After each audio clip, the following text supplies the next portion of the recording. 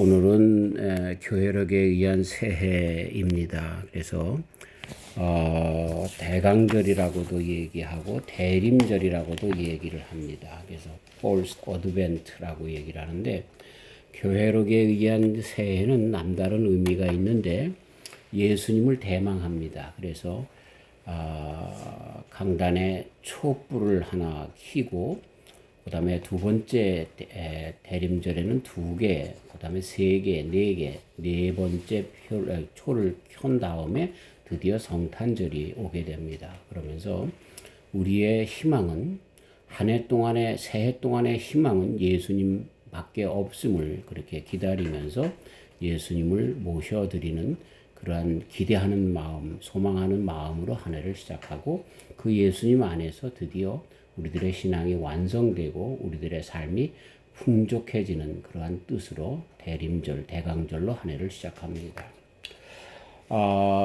저는 오늘 말씀의 제목을 그래서 전혀 다른 시작이다, 이렇게 말씀을 정해봤습니다.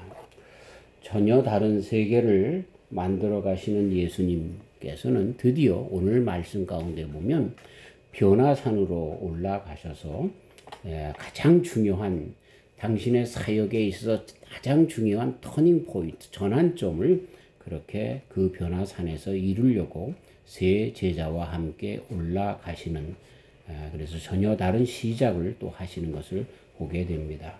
산이라고 하는 것은 이 산에서 많은 사람들이 다른 그런 특별한 의미를 갖게 되는데, 산에 올라가면 비전을 갖게 됩니다. 특별히 신앙 안에서 많은 사람들이 마음이 콜콜하고 앞에 문제가 있을 때에, 그 많은 산에 노임과 같은 큰 문제가 있을 때 산으로 올라가서 오히려 거기서 기도하면서 하나님을 만나면서 그런 문제들을 해결하려고 합니다. 시편 121편 내가 산을 향하여 눈을 들리라, 나의 도움이 어디서 올꼬 이야기하는 그 산은, 혹 신학자는 그것이 헬몬산이라고도 보고, 어떤 사람은 인생의 큰 짐, 산과 같이 가로막혀 있는 어려움이다, 그렇게 보는 사람도 있습니다. 그런데 또한 헬몬산과 같이 정말 2800m가 넘는 그런 높은, 그래서 만년설이 덮여 있다가, 그래서 그 눈이 녹아서 물이 흐르면서 이 갈릴리 호수와 사해 호수까지 그래 적시는 이 요단강의 젖줄이 되는 그 산을 보면서, 그것을 우리의 신앙의 정말 아버지 되신 하나님께서 우리의 인생의 젖줄이 되신다라고 하는 고백이 그 속에 있다라고 그렇게 해석을 하기도 합니다. 어쨌든 큰 문제의 산을 뚫고서 그 문제를 해결하는 그런 하나님이 산이다, 이렇게 볼 수가 있습니다. 그래서 신앙인들은, 또 그렇지 않은 사람들도, 세상의 돌을 닦는 사람들도 다 산으로 들어가는 것을 보게 됩니다. 많은 사람들이, 지혜로운 사람은 산을 찾고, 또 평온한 마음을 찾는 사람들은 바다를 찾는다, 그렇게까지 이야기를 합니다. 그래서 새 인생의 계획이나 특별히 신앙의 계획 가운데 더 정말 하나님의 뜻이 무엇인가, 문제를 해결하고 싶은 마음, 이런 것들을 정리하기 위해서 산을 찾게 되는 것을 보게 됩니다. 이 성경에서도 산이 참 많이 나옵니다. 우리가 잘 아는 것처럼 에덴 동산에서도 출발합니다. 물론 이것을 우리 말에는 동산, 산이라고 표현했지만, 그러나 영어로는 가든이라고 해서 이렇게 어떤 정원을 의미하기도 하지만, 에덴 동산에서도 시작이 됐지만, 그러나 노아의 방주가 머물렀던 아라랏 산이 나옵니다. 거기서부터 다시 새로운 인생이, 새로운 인간들의 삶이 출발한 것을 보게 됩니다. 우리가 잘 아는 또 모리아 산이 있습니다. 아브라함이 자기의 아들을 그렇게 바치면서 신앙으로 완전히 인정함을 받았던 그 산, 나중에 이것이 시온산이 되어서 예루살렘 성전이 세워진 그러한 산이기도 합니다. 또한 모세로 인하여 호렙산, 시내산, 이런 산들에서 하나님의 계시를 받았던 것, 우리는 잘 아는 것입니다. 그러나 신약에도 산이 있습니다. 오늘 예수님이 올라가신 그런 변화산이 있고, 그 다음에 우리 주님께서 기도하러 들어가셨던 감난산, 감남원이라고도 하며 감남산이라고 하는 곳에 또 가신 것을 보면 이 신앙에 있어서 산이라고 하는 의미는 상당히 많은 의미를 줍니다. 오늘 우리 주님께서 이러한 그 맥락 속에서 우리가 쉽게 이해할 수 있는 산, 변화산으로 올라가셔서 이렇게 전혀 다른 신앙의 체계를 제자들에게 가르쳐 주시는 것을 봅니다. 신앙을 바로 세우기 위한 터닝 포인트를 세우기 위해서 이렇게 변화산에 올라가는 것을 보게 됩니다. 그 변화산이 어디입니까? 라고 하는 그러한 그 질문에 많은 신학적인 또는 지리적인 그러한 논쟁이 있어 왔습니다. 지금 이스라엘에서는 그것을 다볼산이라고 얘기를 합니다. 이 다볼산은 갈릴리 바다 남서쪽에 위치한 해발 575m의 비교적 낮은 산입니다. 그런데 사실상 이 다볼산이 예수님이 그 당시에 올라갔을 변화산이라 하기에는 좀 많은 어려움이 있습니다. 왜냐하면 그 당시에 그 다볼산은 로마 사람들에 의해서 점령돼서 일반인들이 그 군사 요충지인 다볼산에 쉽게 올라갈 수가 없었습니다. 그렇기 때문에 잘못된 것이라고 볼 수 있고요. 그 다음에 두 번째는 또 가이사랴 빌립보에서부터 시작해서 변화산에 올라갔는데 가이사랴 빌립보는 헬몬산에서 가까운 지경에 있습니다. 이 헬몬산은 2814m로서 굉장히 높은 산입니다. 겨울에는 눈이 쌓여져 있는 지금의 우리가 보는 빅베어나 또 산 하신토 산과 같은 그런 산과 같은 LA 근교에서도 볼 수 있는 2,800m 이상 되는 3,000m 되는 그러한 지경에 그래서 5월까지 눈이 쌓여 있는 것을 우리가 보는데 그러한 산을 의미합니다. 그런데 이것이 지금은 이스라엘 사람들이 그 다볼산을 변화산이라고 하며 그 다볼산 위에 예수님의 변화 그 성전을 그렇게 세워놓은 것을 보는데 왜 그럴까? 시리아 땅에 헬몬산이 있기 때문에 그렇지가 않은가. 그래서 이스라엘 사람들이 상업적으로 정말 그 헬몬산까지 가지 못하게 다볼산에다가 여기서 예수님이 변화됐다라고 하는 그러한 뭐랄까요, 관광 수입을 올리기 위한 꿍꿍이가 있지 않은가 하는 생각을 해봅니다. 그래서 많은 신학자들은 그 변화산을 헬몬산이라고 이야기합니다. 헬몬산은 우리가 잘 아는 것처럼 눈이 쌓여 있어서 그것이 봄이 되면서부터 녹기 시작해서 요단강의 젖줄의 근원이 되는 것입니다.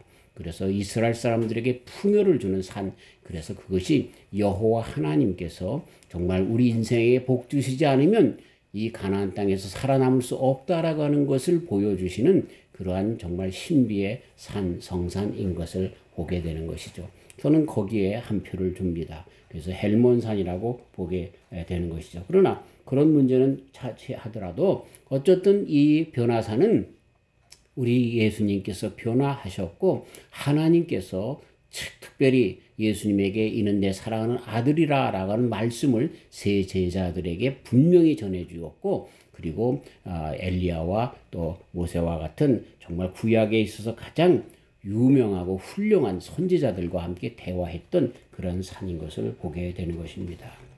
그러면서 가만히 보면 우리 예수님께서 왜 이 시점에 변화산에 갔을까? 변화산에 올라갔을까라고 하는 아주 특별한 의미가 있는 것을 보게 됩니다. 그러면서 이 제목에서처럼 전혀 다른 시작이 우리 신앙의 시작이다라고 하는 것을 알 수가 있습니다. 우리 신앙은 다른 종교에서 찾아볼 수 없는 이러한 변화산의 신앙의 시작이 있다라고 하는 특수성을 이렇게 볼 수가 있는 것입니다.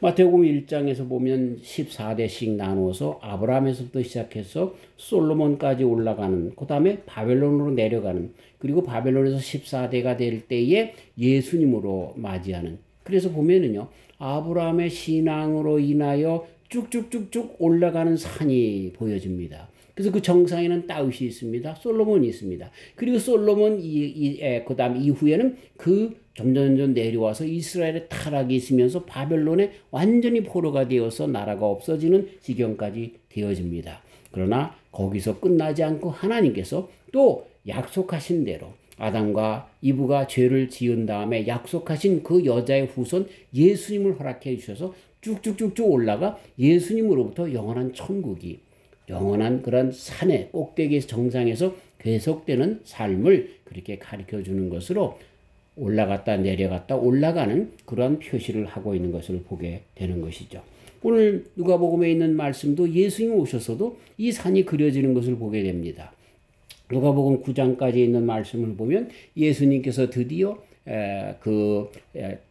세 가지 시험을 다 금식하신 후에 한 다음에 공생의 기간으로 들어갑니다. 그래서 예수님께서 하나님의 아들로서 놀라운 능력을 발휘합니다. 병든 자들을, 죽은 자들을 고쳐내며 살리면서 시작이 되고 오병이의 기적과 또 칠병의 기적과 같은 많은 사람들에게 정말 놀라운 기적으로 또 복음으로 증거하면서 예수님의 그 명성이 쭉쭉쭉쭉 올라가는 것을 보게 되는 것입니다. 그러는 중에 이제 이 8장에 가서는 또 특별히 우리가 마태복음과 비교해본 마태복음 16장에 가서는 가이사랴 빌립보 지경을 지나가면서 예수님께서 제자들에게 물어봅니다. 내가 누구냐? 또 사람들이 나를 누구라 하느냐? 그리고 너희들은 나를 누구라 하느냐? 이런 질문을 합니다. 그럴 때 많은 사람들이 선지자 중에 하나라고 봤는데 그러나 베드로만이 주는 그리스도시요 살아계신 하나님의 아들이십니다 라고 고백했고 그 고백이 바른 고백이라고 그렇게 주님께서 말씀하시며 그 신앙 고백 위에 교회를 세우겠다라고 하면서 베드로를 반석이라고 칭찬해주며 별명을 주셨습니다. 그리고 그 전에 이름은 시몬이었는데 그 고백 후에 베드로, 반석, 바로 이 신앙 고백 위에 교회가 세워지고 이 신앙 고백 위에 주는 그리스도시에 살아계신 하나님의 아들이라고 하는 고백 속에 우리들의 신앙이 출발하는 것을 가르쳐 주셨습니다. 그런데 이런 말씀을 하신 다음에 변화산으로 올라간 것을 보게 됩니다. 그럴 때 바로 올라가기 전에 주는 그리스도시요 살아계신 하나님의 아들이십니다 라고 고백했을 때 예수님께서 곧장 하신 말씀이 뭡니까? 내가 이제 예루살렘에 올라가는데 거기서 나는 죽어. 나는 십자가에 달려 죽을 거야 라고 하는 십자가에 대한 예언을 하는 것을 보게 됩니다. 나는 그리스도야 라고 하는 하나님의 아들이야 라고 하는 말씀과 함께 나는 십자가를 지고 죽을 거야. 나를 따라오려거든 아무든지 나를 따라오려거든 자기를 부인하고 자기 십자가를 지고 따라와야 해 라고 하면서 신앙이란 무엇이냐라고 하면 이렇게 이전까지의 예수님께서 하셨던 사역에서 나타났던 놀라운 그런 이기, 정말 욕심을 채우는 많은 사람들이 예수님을 왜 따라다녔습니까? 잘 먹고 잘 사는 거예요. 예수님을 따라가면 우리들의 병이 다 낫는 거예요. 그래서 예수님을 따라가면 이렇게 잘 먹고 잘 살고 일 안 해도 되고 또 육신의 질병도 낫고 등등의 이유로 예수님을 따라다녔는데 거기서 예수님께서 뭐라고 하냐면 나를 따라오려거든 내가 지는 것처럼 십자가를 지고 따라가야 할 거야 라고 하는 그러한 청천벽력과 같은 말씀을 제자들에게 그리고 따르는 자들에게 해 주신 것을 보게 되는 것입니다. 이로 말미암아 많은 사람들이 낙심하게 되었습니다. 이로 말미암아 그들이 에이 예수님 괜히 따라다녔네. 예수님을 믿는 것은 십자가구만. 아이 그렇지 주일날 놀지도 못하고 교회 가야 되고 아이 새벽기도도 해야 되고 아이 11조도 내야 되고 감사헌금도 내야 되고 선교회도 동참해야 되고 등등의 이런 것들로 우리들의 삶에 많은 제어를 해주기 때문에 십자가가 따르기 때문에 예수님을 믿는다라고 하는 것은 그저 가면 밥도 주고 그저 가면 병도 낫고 그저 가면 기도하면 모든 것이 다 뻥뻥 뚫리는 것 같은 그런 것이 예수님을 믿으면 얻는 것처럼 생각했는데 전혀 다른 말씀을 해주시는 것에 대하여 예수님을 믿는 신앙이 그게 아닌가 보네 라고 하는 생각 속에 빠져들어가게 되었습니다. 그때 예수님께서 세 제자를 데리시고 변화산에 올라가 신앙의 아주 전혀 다른 시작점을 가르쳐주고 있습니다. 진정한 신앙이 무엇인가라고 하는 것을 가르쳐주고 있는 것입니다. 이 대강절에 우리들의 신앙을 이 변화산에서 가르쳐주신, 보여주신 우리 예수님께서 우리에게 주시려고 하시는 바른 신앙으로 다시 한번 새해를 시작해야 할 것입니다. 정말 많은 사람들은 왜 주님을 쫓아다녔습니까? 지금도 많은 사람들이 예수님을 왜 믿습니까? 왜 교회에 다닙니까? 절에 가는 것처럼, 무당을 찾는 것처럼 배고프니까 또 위로받으려고, 평강을 얻으려고, 병 고치려고, 그래서 예수님을 쫓아다니는 일들이 많이 있는 것을 보게 되는 것이죠. 근데 예수님께서는 뭐라고 가르쳐주고 있습니까? 나를 쫓는 것은 십자가를 지는 것이다. 자신을 부인하는 것이다. 라고 하면서 전혀 다른 말씀을 가르쳐 주면서 이렇게 다른 종교에서 그렇게 이야기하는 것과는 전혀 다른 그런 신앙의 형태를 가르쳐 주고 있습니다. 이럴 때 그 제자들이 너무나 의기소침했고 당황했고 실망했고 의아해했고 당혹감을 감출 수가 없었는데 그때 예수님께서 제자들을 데리고 변화산에 올라가셨다라고 하는 것입니다. 아멘. 우리 예수님께서 이렇게 한 것은 우리 진정한 우리 신앙의 그 본질이 뭔가, 신앙을 바르게 갖는 그런 그래서 십자가를 진다라고 말씀하신 그런 것까지도 그렇게 가능한, 그렇게 그 일들을 어떻게 해서 그것이 가능한가라고 하는 것을 가르쳐 주기 위해서 변화산에 올라간 것을 보게 되는 것이죠. 저는 이것을 역동적인 신앙이다라고 그렇게 이야기하고 싶습니다. 신앙에 정말 우리가 이때까지 가지고 있었던 어떤 다른 종교에서처럼 고행을 행해서 우리가 득도한다라고 하는 불교에서처럼 또 마호메트 가르쳐준 이런 이슬람에서 정말 우리들의 죄를 위하여 내 몸을 학대하고 선을 행함으로 구원을 받는다라고 가르쳐주는 그런 율법적인, 구약에서도 마찬가지로 그런 제도가 있는데, 이렇게 율법적인 그런 제도 가운데서 우리들의 신앙이 이어져 나오는 것처럼 우리 예수님을 믿는 신앙도 그렇게 생각할 즈음에 우리 주님께서는 아주 새로운 방법을 가르쳐주기 위해서 그렇게 나가는 것을 보게 되는 것이죠. 우리 신앙생활 하는 사람들, 많은 사람들을 보면은요, 신앙에 있어서는 정말 우리들의 삶이 편안하다고, 쉽다고, 신앙생활을 잘하는 것도 아니고요, 어렵다고 못하는 것도 아닌 것을 보게 됩니다. 좋은 환경 속에서 오히려 신앙생활 멀리하는 사람들이 있습니다.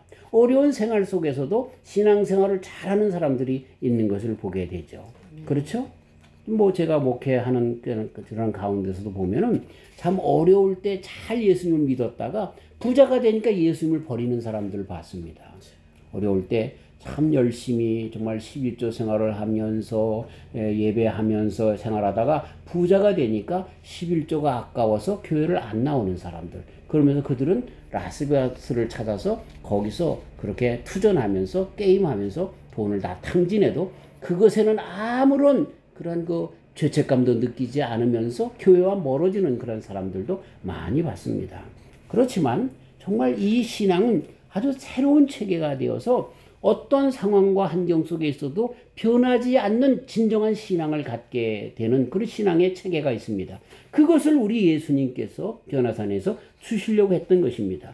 자, 우리 예수님을 만났던 바울 사도를 보십시다. 바울 사도는 우리가 잘 아는 것처럼 정말 고린도전서 15장 31절에 나는 날마다 죽노라. 나는 날마다 어려운 가운데 내가 발벗고 들어간다, 그런 뜻입니다. 정말 오히려 어려운 상황으로 십자가를 지는 그런 삶으로 자기가 나가기를 자처한다라고 하는 이야기입니다. 자, 우리 맨 처음에 인간이었던 아담과 이브를 보십시다. 에덴 동산은 우리가 나아갈 천국 다음으로 이 땅에서 가장 아름다운 곳이었습니다. 그런데 이 아담과 이브가 거기서 한 일이 무엇입니까? 하나님께서 하지 말라고 하는 선악과 하나님께서 범죄하지 말라고 하는 그 범죄를 기어코 해나가는 그런 것을 보면 신앙은요, 가장 좋은 환경 속에서 그게 문제가 아니었구나라고 하는 것을 알 수가 있는 것입니다. 참 어려울 때 붙잡았던 십자가, 어려울 때 붙잡았던 신앙인데 환경이 나아지니까 버리는 사람들이 얼마나 많은지 몰라요. 부자와 나사로 얘기가 이것을 아주 반증하죠. 부자는 떵떵거리고 그렇게 살았지만 예수님을 몰라라 했습니다. 나사로는 그런 어려운 가운데서도 우리 주님만을 의지했던 것을 보면 우리의 신앙은 부유와 이러한 것의 환경과 조건에 그렇게 갈려지는 것이 아니구나라는 것을 알 수가 있습니다. 자, 예수님께서 쉽게 변화산에 올라가서 그러한 마음 가운데 갈등 가운데 있었던 제자들에게 뭘 가르쳐 주려고 했습니까? 거기서 예수님께서 올라가서 단번에 변화하였습니다. 변화산이라고 얘기했습니다. 트랜스피규어. 그래서 거기서 모세와 엘리야를 만납니다. 이 모세와 엘리야는 구약에 있어서 가장 훌륭했다라고 하는 이스라엘 사람들이 가장 존경하는 그런 선지자들 아닙니까? 저 애굽에서 건져냈던 그런 모세, 정말 능력의 그러한 종이었던 엘리야와 같은 정말 병거 타고 하늘에 올라갔던 그러한 분들을 거기서 만나게 되는 것을 보게 되는 것이죠. 그래서 거기서 정말 모세와 엘리야 또 예수님이 변화해서 흰옷을 입고 있는데 그 휘황찬란한 모습이 그곳이 바로 어디였습니까? 천국의 모습이었습니다. 이스라엘 사람들이 모세를 엘리야를 엘리야가 죽지 않고 병거 타고 하늘에 올라갔단 말이죠. 모세는 그 시체를 찾을 수 없단 말이죠. 그래서 이스라엘 사람들에게는 이 모세와 엘리야는 천국에 간 사람들의 상징이었습니다. 그래서 예수님이 그 모세와 엘리야를 변화산에서 만나신 거예요. 그래서 그곳이 어디예요? 천국입니다. 자, 예수님을 따르는 자들의 결국 예수님이 가실 곳, 예수님이 오시고 그리고 가실 곳은 어디? 천국. 그렇기 때문에 천국의 모양이 거기에 이루어진 것입니다. 그러니까 이 변화산에서 이렇게 절망 가운데, 낙심 가운데, 정말 그 마음 가운데 갈등 속에 있었던 그 제자들에게 주님께서 가르쳐 주려고 했던 말씀은 뭐냐면, 나를 따라오는 것은 이렇게 천국이란다. 너희들의 결국은 천국이란다. 라고 하는 것을 가르쳐 주려고 하는 가장 중심적인 그러한 메시지가 그 속에 있었던 것입니다. 얼마나 좋았던지요. 그거를 정말 자기네들이 그렇게 정말 얼마나 그 환경, 그 모든 그런 되어진 그런 일들이 천국인지요. 거기서 이 세 제자가 뭐라고 얘기합니까? 여기가 좋사오니 여기다가 초막셋을 짓고 하나는 주님을 위해서, 하나는 모세를 위해서, 엘리야를 위해서, 그러고서 우리가 받들며 살겠습니다. 이렇게 정말 툭 말이 튀어져 나올 정도로 그 변화산의 모습이 그렇게 아름다운 것을 보게 되는 것입니다. 무슨 이야기입니까? 우리 신앙의 시작은 어디서부터 출발하는 거예요? 주님을 만나고 그 주님이 천국의 주인인 것을 알고 내가 주님 안에서 천국을 체험하면 우리들의 신앙은 시작된다는 거예요. 거기서부터.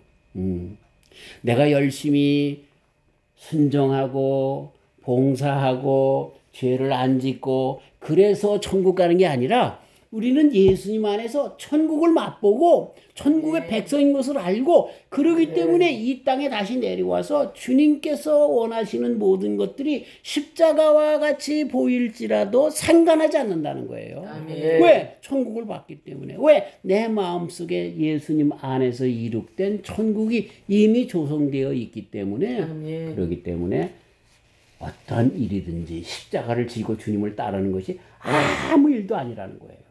바울 사도님이 나는 날마다 죽노라 했는데 근데 빌립보서의 고백을 보면은요 내가 지금 당장 죽어서 천국 가는 것이 좋다는 거예요. 그걸 벌써 경험한 거예요. 예수님 안에서 천국 삶이 얼마나 귀중한 것이라고 하는 것을. 우리가 세상에 사는 사람들 보면은 돈이 많아요. 또 많은 일, 정말 그 풍요로움을 누려요. 그러나 그들의 결국은 무엇으로 끝나요? 죽음으로 끝나는 거예요. 즉 죽음 이후에 영원한 삶에 대한 문제가 해결되지 않으면 디오게네스처럼요. 그렇게 정말 많은 사람들에게 인정받고 존경받는 철학자라 할지라도 죽음의 문제를 해결한 사람이 가장 행복한 사람이라고는 말밖에 할 수 없는 그러한 인생이라고 하는 거죠. 왜? 우리 인생은 다 죽기 때문에. 그러나 죽음 이후에는 심판이 있다라고 하는 히브리서 기자의 말씀처럼 우리가 그걸 다 아는 거예요. 영이 다 아는 거예요. 그렇기 때문에 죽음의 문제를 해결하고 그 후에는 이 땅에 그 어떤 것보다 수억 배 더 아름답고 찬란한 천국의 삶이 있는 것을 그리스도 예수님 안에서 확인한 다음에는 이 땅에 어떤 것에도 마음을 두지 않고 어떠한 고난과 역경 가운데도 낙심치 아니하고 갈등하지 아니하고 주만 바라보고 나갈 수 있는 힘을 받게 된다는 것이죠. 아멘.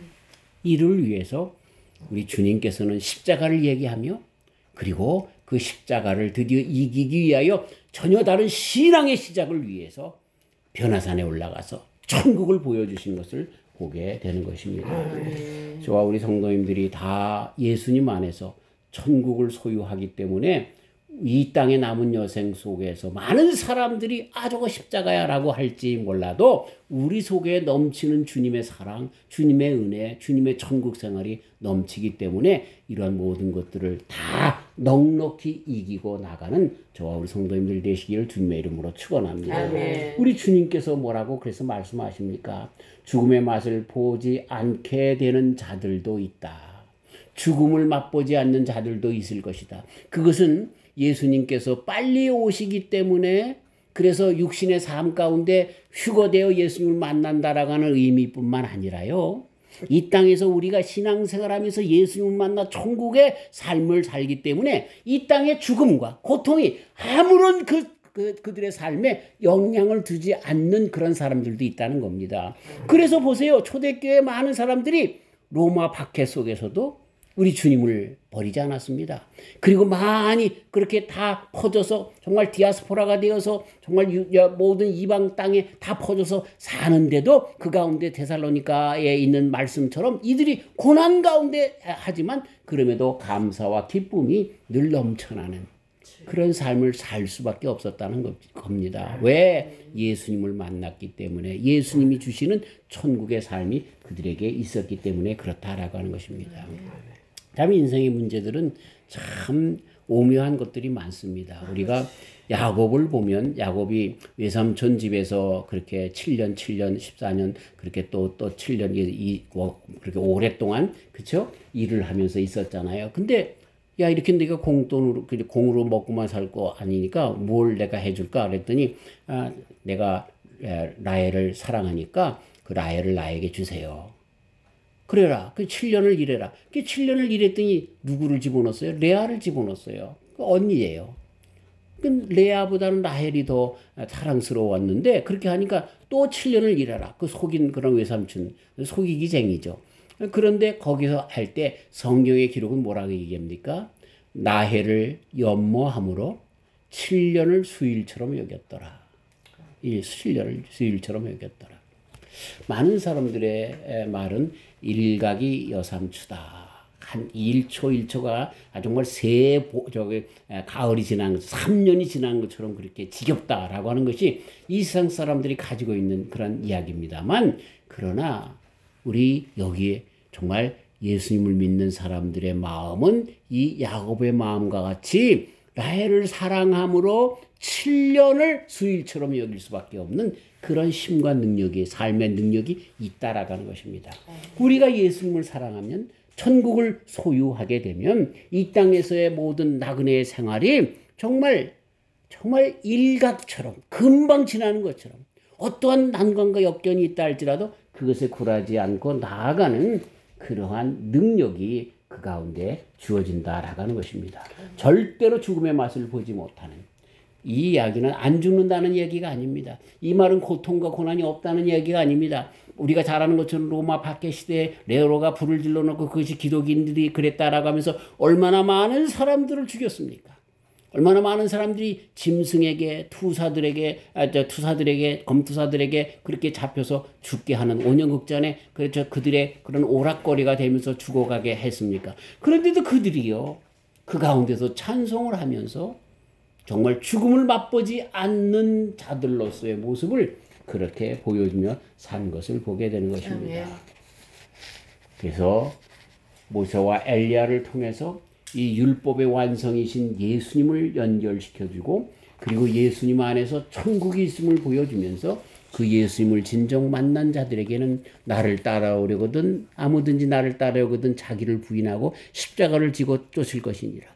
우리가 예수님을 믿기 때문에 세상 사람들이 보는 것처럼 더 많은 십자가가 있습니다. 주일날 놀지도 못하고 예배해야 합니다. 주일도 새벽마다 기도해야 합니다. 또 우리들의 소득을 11조를 드리고 그뿐만 아니라 감사헌금을 드리며 주일헌금을 드리면서 물질적으로도 얼마나 정말 많은 사람들이 신경을 쓰고 그렇게 귀하게 여기는데 그것도 주님에게 턱턱 내놓고 살아갑니다. 그렇기 때문에 그런 삶 전체를 보면 이 안 믿는 사람들에게는 우리들의 삶이 십자가인 거예요. 그러나 그렇죠? 죽음을 맛보지 않은 사람들 곧 그리스도 예수님 변화산에서 예수님을 만난 사람들은 전혀 다른 시작을 하고 있는 거예요. 이 땅의 그 어떤 것과는 상관없는 변화된 삶으로 살아나가게 된다라고 하는 것이죠. 저와 우리 성도님들이 이러한 삶을 다 살게 되시기를 주님의 이름으로 축원합니다. 왜 예수님께서 그런데 세 사람만 데리고 올라가셨는가 그렇게 하는 말씀도 준비했지만 이러다 보면 너무 시간이 많아서 오늘은 이렇게 대강절 예배로 우리가 예수님을 대망하며 예수님과 함께 변화산에 올라가서 그 예수님을 만나고 변화하신 예수님 모습 가운데 천국을 정말 맛보면서 남은 여생 주님과 함께 승리하며 살자라고 하는 이 말씀. 그래서 전혀 다른 신앙의 체제도 전혀 다르고 내가 열심히 예수님 믿어야, 내가 열심히 일을 해야, 내가 열심히 충성해야, 봉사해야 이런 개념이 아니라 내가 주님을 먼저 만나면 그 주님 천국의 주인이신데 그분이 나의 주님, 나의 정말 그분을 보내신 아빠, 아버지 하나님이 사랑의 하나님, 은혜의 하나님 이분을 만나면 우리들의 삶이 이 땅에 어떤 십자가라도 어려운 환경 속에서라도 우리 주님을 끝까지 따를 수 있는 그리고 이 땅에서도 나는 천국의 자녀야, 나는 예수님을 따라가는 종이야, 제자야 라고 하는 그러한 그 자부심 속에 죄악에 거하는 것이 아니라 또 많은 사람들이 얘기하는 십자가라고 할지라도 그것이 십자가가 아닌 감사의 죽음을 맛보지 않는 그러한 담대함으로 살아가는 그런 신앙인인 것을 고백하면서 살아가는 저와 우리 성도님들이 다 되시기를 주님의 이름으로 축원합니다. 아멘. 하나님 감사합니다. 그렇습니다. 많은 세상의 종교들은 내가 고행을 해야 합니다. 내가 수련을 쌓아야 됩니다. 그래서 부타가 됩니다. 깨달은 자가 됩니다. 그렇지만 부타가 된다 할지라도 사람은 죽습니다. 내가 선을 행해야 됩니다. 덕을 쌓아야 됩니다. 그래야 구원받을 수 있고 그리고 천국에 가면 극락에 가면 많은 아름다운 여자들을 거느리고 풍부하게 살아간다고 이슬람에서는 가르쳐 줍니다. 그러나 주님 우리는 전혀 다른 신앙의 체계가 있습니다. 예수님께서 신앙을 갖는다라고 하는 것이 십자가의 삶이라고 가르쳐 주셨지만 곧장 우리 주님께서는 변화산에 그 제자들을 데리고 올라가셔서 천국을 보여주십니다. 예수님을 믿는 것은 천국입니다. 그리고 그 천국을 소유한 자들이 이 땅에서 정말 주님과 함께 정말 어떤 일이든지 상관없이 모든 것을 정말 뛰어넘는 죽음을 맛보지 않는 자들로서의 삶을 살게 됩니다. 하나님 이렇게 전혀 다른 시작을 하게 하여 주신 주님께 감사하며 올 한 해도 주님과 함께 승리하는 우리 모두가 되게 하여 주시옵소서. 예수님의 이름으로 기도하옵나이다. 아멘.